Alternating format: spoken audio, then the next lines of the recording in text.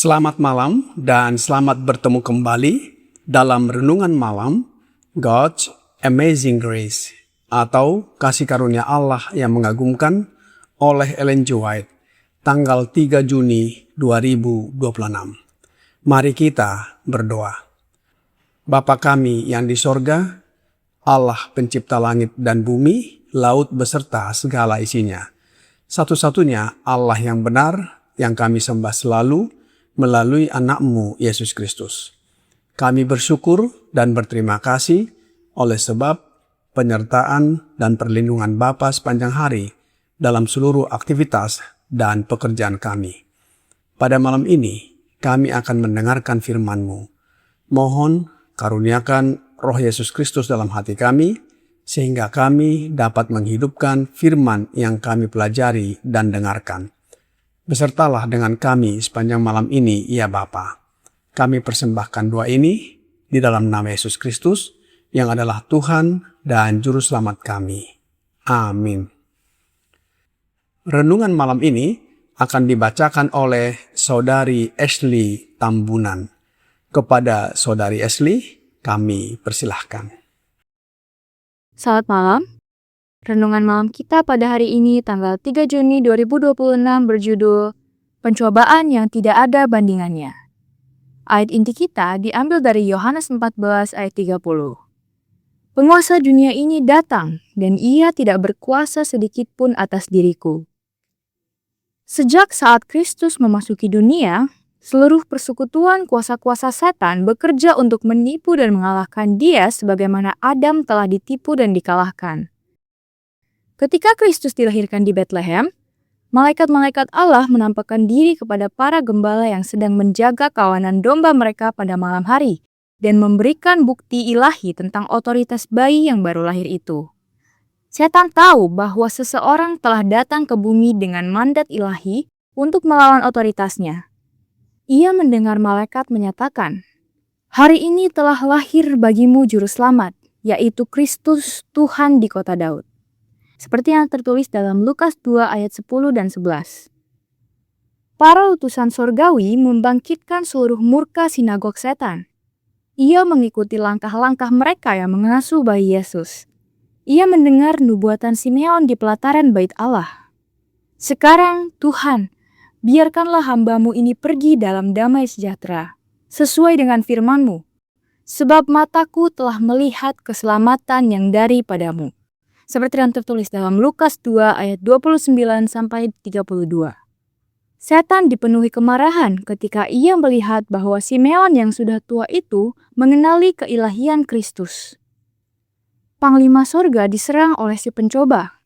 Sejak ia masih bayi yang tidak berdaya di Bethlehem, ketika kuasa-kuasa neraka berusaha membinasakan dia di masa kanak-kanaknya, melalui kecemburuan Herodes, sampai ia tiba di salib Kalvari, ia terus-menerus diserang oleh si jahat. Dalam sidang-sidang setan diputuskan bahwa ia harus dikalahkan. Tidak ada manusia yang datang ke dunia dan luput dari kuasa si penipu. Seluruh kekuatan persekutuan kejahatan diarahkan untuk memburunya. Setan tahu bahwa ia harus menaklukkan atau ia sendiri yang akan ditaklukkan. Keberhasilan atau kegagalan melibatkan terlalu banyak baginya untuk menyerahkan pekerjaan itu kepada salah satu agen kejahatannya. Pangeran kejahatan itu sendiri harus secara pribadi memimpin peperangan.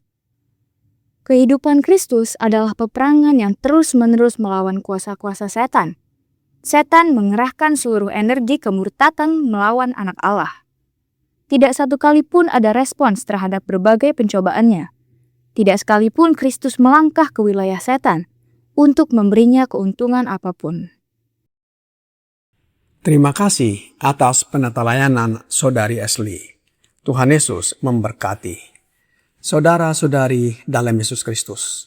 Sejak kelahiran Yesus Kristus, setan menyadari bahwa Kristus anak Allah datang untuk menghancurkan kekuasaannya. Karena itu, setan mengerahkan seluruh kekuatan kejahatan untuk menipu, mengalahkan, dan bahkan membinasakan Kristus, mulai dari masa bayinya hingga penyaliban di Kalvari. Meskipun menghadapi serangan, godaan, dan pencobaan yang tidak ada bandingannya, serta perlawanan yang terus-menerus, dengan segala kuasa dan tipu dayanya, ia atau setan tidak menemukan satupun celah dalam diri Yesus untuk menjatuhkannya ke dalam dosa. Mengapa setan gencar melancarkan pencobaannya kepada Yesus? Roh Nubuat di dalam letter 43 tahun 1895, paragraf 54 berkata, setan melihat gambar Allah dalam karakter dan pribadi Yesus Kristus. Ia tahu bahwa jika Kristus melaksanakan rencananya, otoritas setannya akan berakhir. Oleh karena itu, kehidupan Kristus adalah peperangan yang terus-menerus melawan kuasa-kuasa setan. Konflik itu meningkat dalam keganasan dan kedengkian, karena berulang kali mangsa diambil dari tangannya. Ia mengerahkan seluruh energi kemurtadan melawan anak Allah. Setan menyerang Kristus melalui setiap bentuk pencobaan yang dapat dibayangkan. Setan menjadikan Kristus sasaran setiap pencobaan dan memimpin sendiri peperangan ini karena terlalu banyak yang dipertaruhkan, keberhasilan atau kehancurannya. Ia melihat gambar Allah dalam Kristus dan mengetahui jika Kristus berhasil, otoritas setannya akan berakhir. Sebab kehidupan Kristus menjadi peperangan terus-menerus melawan kuasa setan melalui setiap bentuk pencobaan. Pada akhirnya, Yesus menang dalam pencobaan, bahkan mengalahkan dan memusnahkan setan yang berkuasa atas maut dengan kematiannya di kayu salib. Ibrani 2 ayat 14. Yesus berkata, sebagaimana ayat inti renungan malam ini, Yohanes 14 ayat 30. Penguasa dunia ini datang, dan ia tidak berkuasa sedikit pun atas diriku. Setan tidak berkuasa sedikit pun terhadap Yesus. Yesus tidak menyerah kepada pencobaan dan menang melawan setan dan pengikutnya. Apa makna bagi kita pencobaan yang tidak ada bandingannya kepada Yesus? Sebagai pengikut Yesus, kita pun dapat menang dalam menghadapi pencobaan, sama seperti Yesus menang. Apa rahasia kemenangan Kristus dalam menghadapi pencobaan? Roh Nubuat di dalam Selected Messages, buku 3, halaman 195, paragraf 3 berkata, bagaimana kita menang? Sebagaimana Kristus menang. Dan itulah satu-satunya cara. Dia berdoa kepada Bapa Surgawinya. Kita dapat melakukan hal yang sama. Ketika tergoda untuk berbicara dan berbuat kesalahan, lawanlah setan dan katakan, saya tidak akan menyerahkan kehendakku kepada kendalimu. Saya akan bekerja sama dengan kuasa ilahi dan melalui kasih karunia menjadi pemenang. Yesus menang dengan berdoa memohon kuasa ilahi kepada Bapanya. Sebab Yesus juga berkata bahwa dia tidak dapat berbuat apa-apa dari dirinya sendiri, melainkan kehendak Bapanya. Kita bisa baca dalam Yohanes 5 ayat 30. Yesus adalah teladan kita. Kita pun dapat menang dengan berdoa dan memohon kuasa ilahi dari Bapa melalui Yesus Kristus. Apakah kuasa ilahi itu? Kuasa ilahi itu adalah Roh Yesus Kristus yang kudus, bukan Allah Roh Kudus.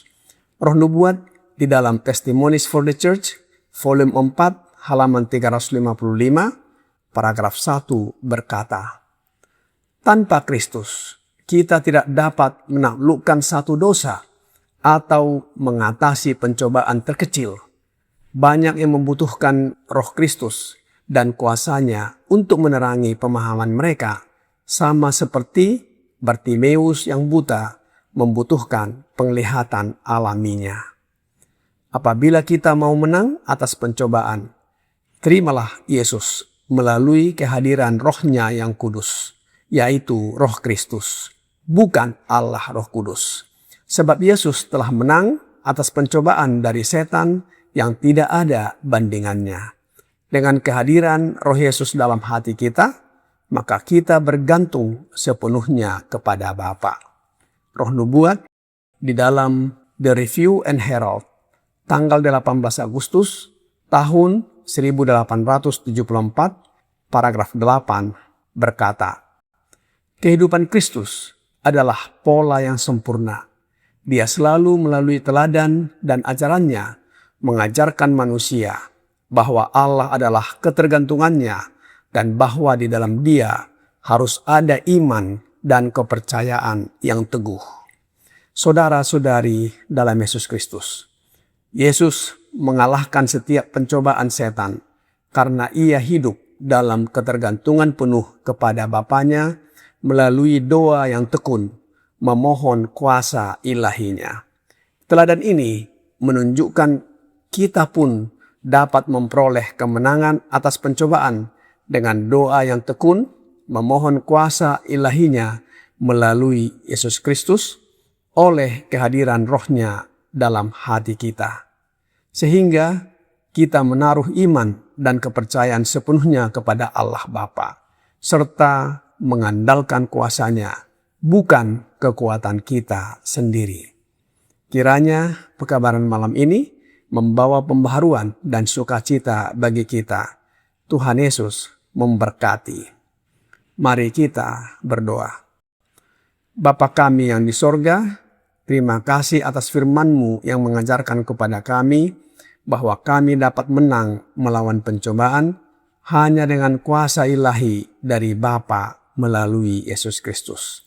Oleh sebab itu ya Bapa, mohon curahkan roh anak-Mu Yesus Kristus dalam hati kami, sehingga kami menang melawan pencobaan setan.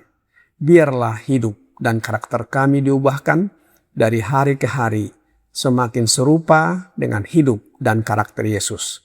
Bila mana Yesus datang kembali, kami siap menyambutnya dan diangkat masuk ke dalam kerajaan sorga. Kami serahkan hidup kami ke dalam tangan-Mu sepanjang malam ini ya Bapa. Mohon ampuni kami atas segala dosa dan pelanggaran yang kami lakukan. Kami persembahkan doa ini di dalam nama Yesus Kristus yang adalah Tuhan dan Juru Selamat kami. Amin.